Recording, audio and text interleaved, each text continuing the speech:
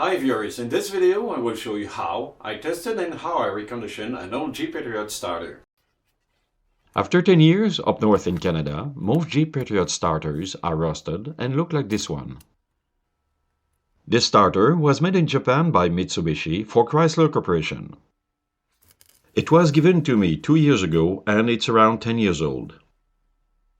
It worked, but so far I never had the opportunity to recondition it. Before putting apart the starter, I wanted to perform two basic tests. The first one was to know if the solenoid was properly pulling the plunger that activates the pinion. To do it, I disconnected the braided copper wire with the eyelet connector from the M terminal. Then, using negative cable clamps, I connected the M terminal to the battery negative post. After, I connected one positive cable clamp to the S terminal. For this test, the other positive cable clamp was only connected to the positive post for short periods of 1 second. The solenoid assembly and the pinion worked fine and retracted properly. I reconnected the motor connector on the M terminal. For the second test, the pinion and the starter motor had to work together. Next, I used a custom jumper cable to connect the S terminal and the B terminal together. Then I connected one negative cable clamp to the starter housing and the other negative clamp to the battery negative post. After, I connected one positive cable clamp to the inline splice of the jumper. To complete the second test, I used the other positive cable clamp to connect it to the battery positive post. The starter worked, but I did not like the sound of the motor and the gears. It sounded like the gears and the bushings were not lubricated. Normally, to check the components with this kind of starter, I begin by removing the solenoid assembly. This procedure gives me the space to work around the yoke assembly. Next, the rear end cover had to be removed to gain access to the brush holder and the armature. I began by loosening the two small screws holding the brush holder. The two long bolts are used to hold the motor and the gear assembly. They were stuck, but with penetrating fluid and little wiggling, it was enough to loosen the bolts. I used an 8mm socket to loosen and undo the two bolts. After, I removed the end cover. I inspected the bushing located in the cover, and it looked like there was black dirt in the cavity.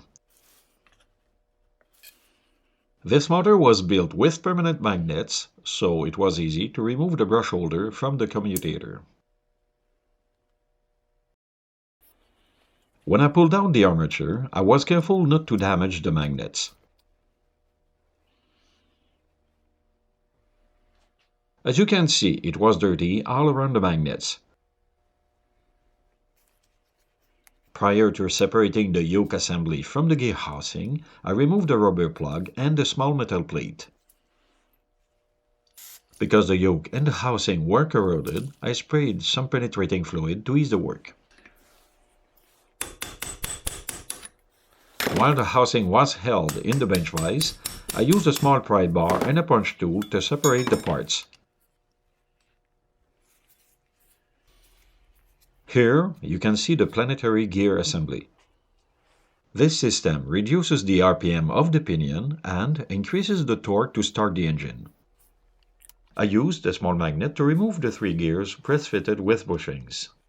When I removed the overrunning gear assembly from the gear housing, I found out the poor condition of the bushing hidden behind a small bearing.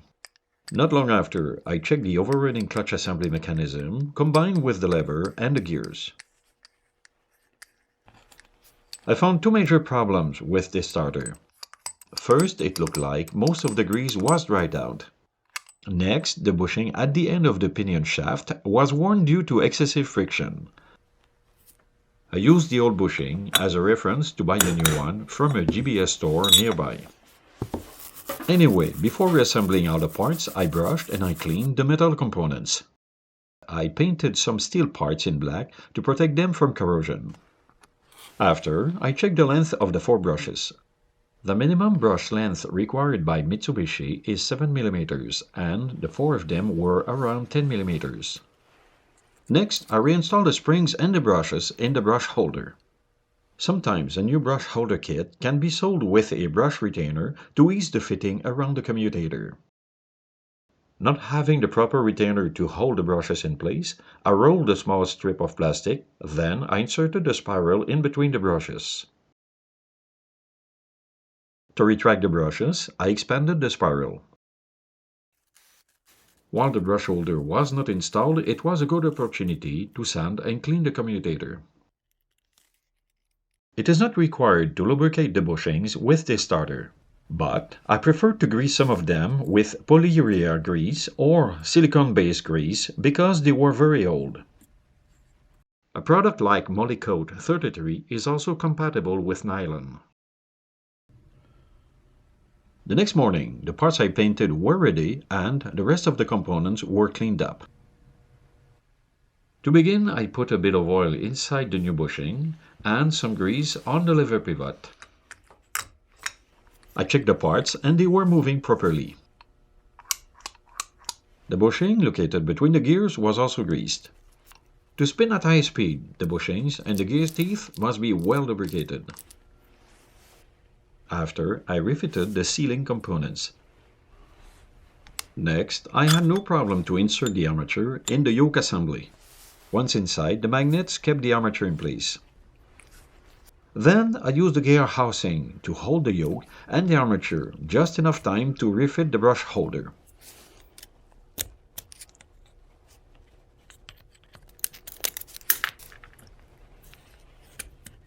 When the brushes were seated on the commutator, I properly repositioned the motor assembly. Here you can see the guiding tab and the groove in the housing. Before installing the end cover, I cleaned the parts around the shaft. Next, I fastened the screws to hold the brush holder.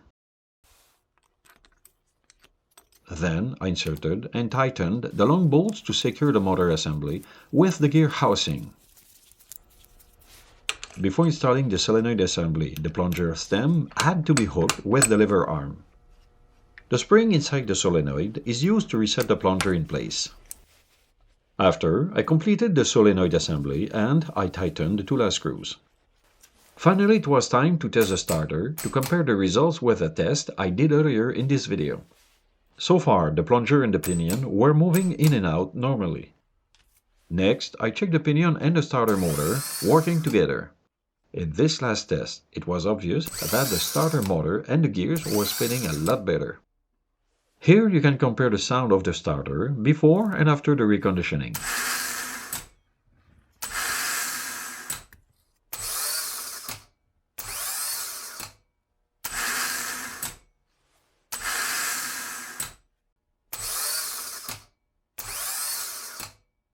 The problem when reconditioning a starter at home is getting the new parts rapidly. So, even if buying a rebuilt starter locally is more expensive, it might be a better solution for many DIY people.